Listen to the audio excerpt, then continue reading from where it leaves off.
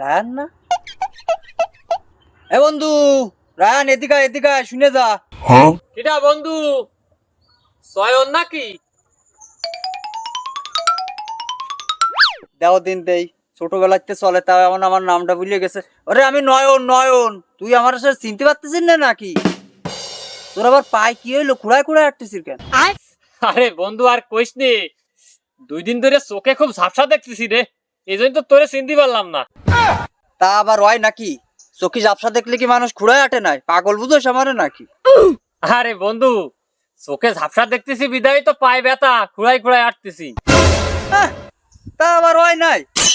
আরে বন্ধু, মাইন কাজ সিপাই পড়লি সবই সম্ভব হয়।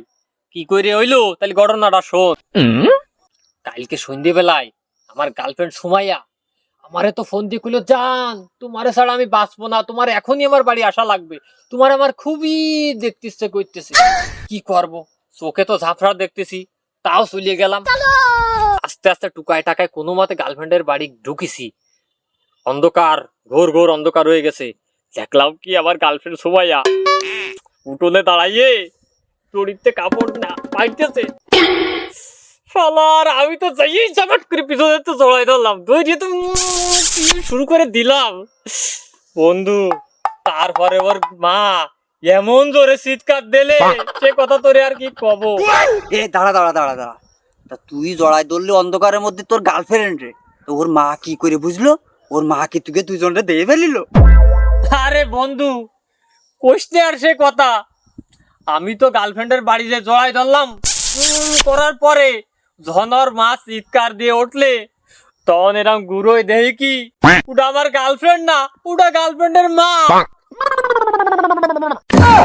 কি কেলেঙ্কারি বন্ধু।